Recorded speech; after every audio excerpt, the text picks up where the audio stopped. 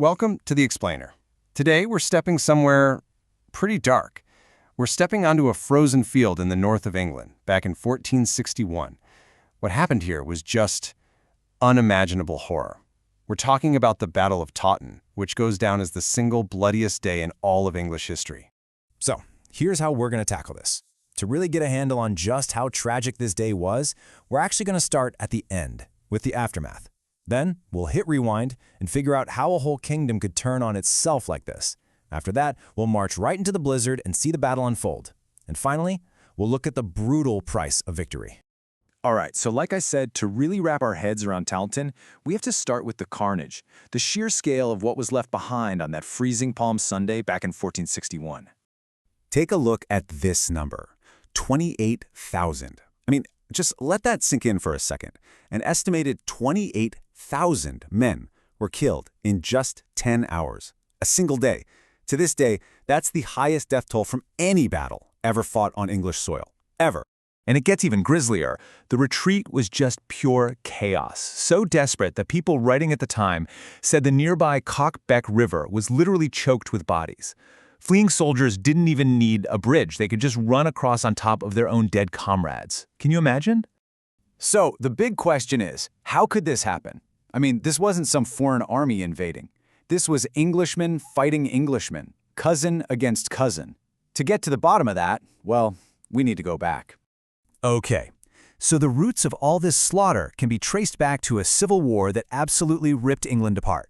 You've probably heard of it, the Wars of the Roses. Now, this wasn't a war about land or religion. At its core, this was a nasty, deeply personal family feud. You had two rival branches of the royal family, the House of Lancaster, the Red Rose, and the House of York, the White Rose, battling it out for the ultimate prize, the English throne. And you can really see the conflict in the two main guys. On one side, you've got the king, Henry VI, from the House of Lancaster. He was seen as pretty weak and maybe not all there mentally. And on the other side, the challenger, a young, charismatic, and tough-as-nails warrior named Edward of York. And get this, he just declared himself king a few weeks before this whole thing went down. Talk about bold. So the years leading up to this were just this vicious cycle of betrayal and revenge. It got super personal. Take a look at this timeline. At the Battle of Wakefield, Edward's own father was killed. So for him, this isn't just politics anymore. By March of 1461, Edward has been hailed as the new king in London. At this point, there's no going back. There's no compromise. A final winner-take-all showdown was pretty much inevitable. And that massive showdown happened on March 29th, Palm Sunday of all days, on this bleak, wind-swept patch of land near a small village called Towton. Seriously, just try to picture it. You have up to 65,000 men gathered here. That's almost 2% of the entire male population of England at the time. And to make things worse, they're fighting in a blinding blizzard, and both sides have given the order of no quarter. That's a terrifying command. It means no mercy, no prisoners. You kill everyone. Surrender was simply not an option. Now, on paper, the Lancastrians had the advantage. They were on the high ground. But the weather was about to give the Yorkists a hidden, and as it turns out, a totally decisive edge. This is where things get really clever. The Yorkist commander, a guy named Lord Falkenberg, basically used the weather as a weapon. It's genius, really. He tells his archers to fire just one volley. The wind is at their backs, so it carries the arrows way into the enemy ranks. The Lancastrians, who can barely see through the snow, fire back, but their arrows fall short.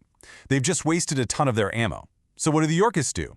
They just walk forward, pick up the Lancastrians' arrows off the ground, and shoot them right back at them. A masterful move, and absolutely devastating. Okay, so after getting hammered by that arrow storm, the Lancastrians couldn't take it anymore. They had to abandon their high ground and charge. And that's when the real slog began, a grinding hand-to-hand fight that would last for 10 straight hours. Yeah, this was not a battle of fancy tactics or elegant moves. This was just a desperate, exhausting slugfest in the mud and the snow. For hours, it was a brutal stalemate, but the Lancastrians just had more men, and it started to show. By the middle of the afternoon, the Yorkist line was exhausted. It was buckling, getting pushed back. The young King Edward himself was down there, fighting on foot with his soldiers, desperately trying to stop his army from completely falling apart. It really looked like it was over for him. His bold claim to the throne was about to die right there in the snow. Yep, for Edward, this was it. The moment his claim to the throne and his life were just hanging by a thread. But then, Just when all hope seemed lost, the battle turned on a dime.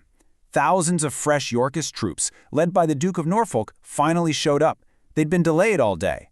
And they didn't just plug the gaps in the line. No, they came crashing into the Lancastrians' exposed side, their flank. And just like that, in an instant, the entire momentum of the battle flipped. The exhausted Lancastrian line just shattered. And what happened next wasn't a retreat. It was a massacre, one of the most brutal in all of military history. You know, this last part of the battle might have been the deadliest. Remember that no quarter order? Well, the Yorkists took it to heart. They showed zero mercy. They hunted down the men who were running away, cutting them down from behind. That river, the Cock Beck, became a total death trap, as panicked men just trampled and drowned each other trying to get away. There was nowhere to go. And look, we don't have to just take the word of old chronicles. Modern archaeology tells the same gruesome story. Scientists have found mass graves near the site, and the skeletons they've uncovered show just extreme trauma. We're talking skulls crushed by warhammers, multiple sword wounds, and even evidence the guys were hit again and again after they were already dead. This points to a kind of vengeful fury. These men weren't just killed in battle, they were butchered. So, the snow at Towton ran red with blood.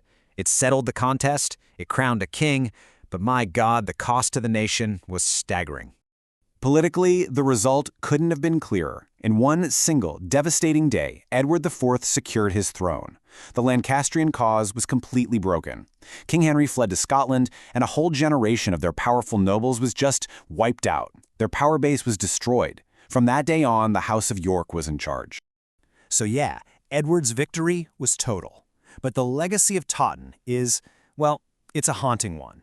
It's this brutal reminder of what civil war actually costs. Shakespeare wrote about this kind of horror, scenes where son kills father and father kills son. And it really leaves you with a chilling question, doesn't it? When a war tears a country apart like this, who's the real winner?